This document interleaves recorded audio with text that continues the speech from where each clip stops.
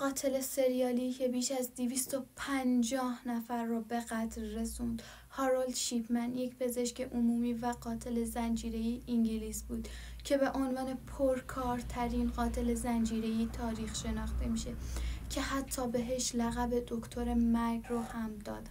سلام بچه ها، خیلی خوش اومدین به اولین ویدیوی یوتیوب من. اسم من آیسا هستش، میتونین منو آیسی هم صدا بزنین. فروردین ماهی هستم، متولد 82.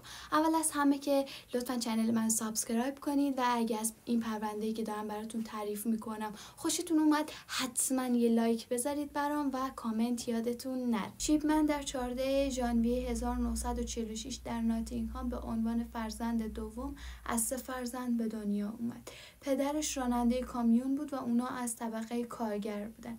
بعد از اینکه شیپمن بزرگ شد، یه بازیکن رایگی ماهر تو لیگ‌های جوانان شد. شیپمن در سال 1957 کلاس 11 رو تموم کرد و به مدرسه ناتینگهام رفت. اینطور که گفته شده شیپمن با مامانش خیلی صمیمی بود، اما مادرش موقعی که هارولد 17 سالش بود بر اثر سرطان ریه میمیره و مرگ قربانیان شیپمن هم به همین صورت بوده، با تزریق بیش از اندازه داروهای کشنده و آرام بخش باعث مرگ مقتولین خودش می شده. شیپمن در سال 1966 با پرایمر میاکوسوبی ازدواج میکنه و صاحب 4 فرزند میشه. شیپمن در دانشکده پزشکی لیز از رشته پزشکی فارغ میشه. شیپمن تو بیمارستان عمومی یورکشایر شروع به کار کرد و 4 سال بعد اولین موقعیت خودش رو به عنوان پزشک عمومی در مرکز پزشکی آبرهام به دست آورد. سال بعدش در حال جعل نسخه پدیدین برای دستگیر دستگیر شد. برای اونایی که نمیدونن یه پرانتز باز میکنم، پدیدین یا دمرول یه داروی مخدر از گروه تریاکا که به صورت مصنوعی تولید میشه، به عنوان مسکن توی شربت‌ها و قرص‌ها و یا هم تزریق زیر جلد یا توی ورید انجام میشه که استفاده بیش از اندازش هم مرگباره. شیپمن برای دزدی و جعل نسخه پدیدین 600 پوند جریمه پرداخت کرد و برای مدتی هم توی کلینیک ترک اعتیاد شروع به کار کرد. شیپمن 2 سال بعد از این جریان، یعنی در سال 1977 به عنوان پزشک عمومی در مرکز پزشکی هاید در منچستر شروع به کار کرد و در سال 1983 در مورد چگونگی رفتار با بیماران روانی توی تلویزیون مصاحبه کرد. بچه فکر کنید خودش یه بیمار روانی بود، خب بعد مثلا رفته بود در مورد بیماران روانی صحبت کرد. خب بگذاریم اصابمون رو خورد نکنیم. در مارس 1998 لیندا ریلونز که از جراحان هاید به رئیس پزشک قانونی منطقه منچستر در مورد تعداد زیاد مرگ و میر بین بیماران شیپمن گزارش داد و نگران بود که مثلا تو بخش شیپمن خیلی زیاد تعداد مرگ و میر بالاه، بهش رسیدگی کنیم. به همین دلیل شروع کردن به تحقیق کردن در مورد شیپمن، ولی شیپمن از اونجایی که مدارک رو سوزونده بود چیزی وجود نداشت که بتونن باهاش دستگیرش کنن و پلیس هم نتونست مدرکی برای اتهام‌ها پیدا بکنه. برای همین به تحقیقات پایان داد و تحقیقات رو بست. بعد از بسته شدن تحقیقات شیپمن 3 نفر دیگر رو هم کشت. چند ماه بعد از این ماجرا یک راننده تاکسی به نام جان شاو به پلیس گفت شیپمن 21 نفر رو به قتل رسونده. جان ادعا داشت که خیلی از مشتریان سالخورده‌ای که من می‌بردم بیمارستان از نظر سلامت و روان واقعا سالم و خوب بوده، ولی بعد از مراقبت‌های شیپمن مردن به طرز عجیبی.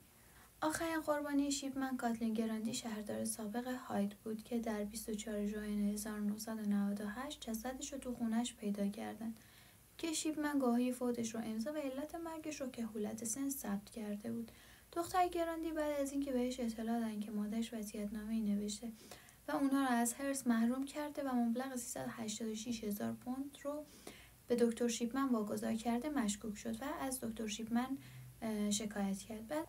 بعد شکایت دختر گراندی تحقیقات پلیس دوباره شروع شد. کاتلین رو نبش قبل کردن و جسدش رو کالبد شکافی کردن. بعد از کالبد شکافی هروئین که معمولا برای کنترل درد بیماران سرطان بهشون داده میشه توی بدن کاتلین پیدا شد. شیپمن برای اینکه از این موضوع قصر در بره میگه که گراندی معتاد بوده، برای همین من بهش هروئین میدادم تا آروم بشه و بابت این حرفش مدرک کتبی تحویل پلیس میده. ولی پلیس بیشتر تحقیق میکنه و بعد از اینکه کامپیوتر شیپمن رو چک میکنه متوجه میشه که مدارک بعد از مرگ گراندی نوشته شده. شیپمن در 7 سپتامبر 1998 دستگیر میشه و مشخص میشه که شیپمن یک ماشین تحریر داره که با اون وصیت‌نامه گراندی رو جعل کرده بود.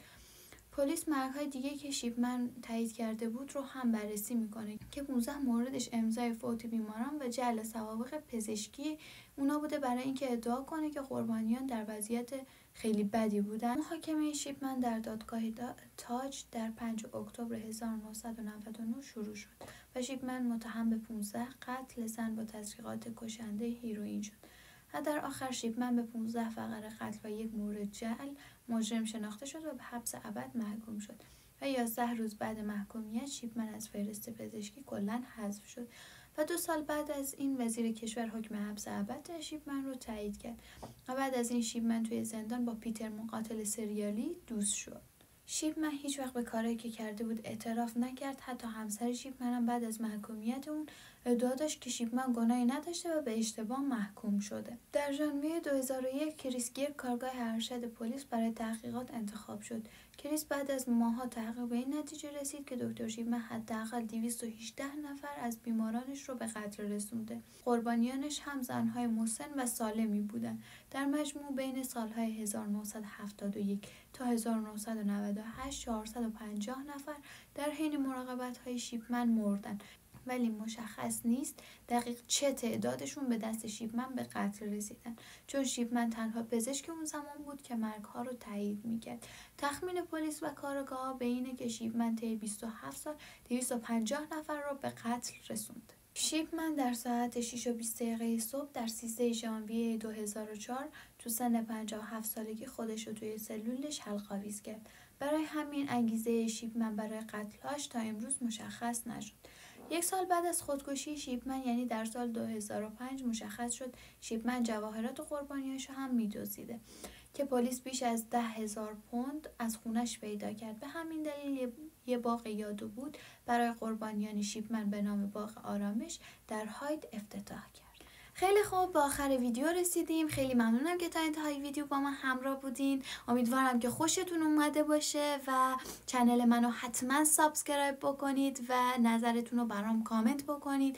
از اونجایی که تازه شروع کردم به فعالیت توی یوتیوب، نظرتون خیلی برام مهمه، به پیشرفتم کمک میکنه. دوستتون دارم. کامنت فراموش نشه. خدا نگهدار.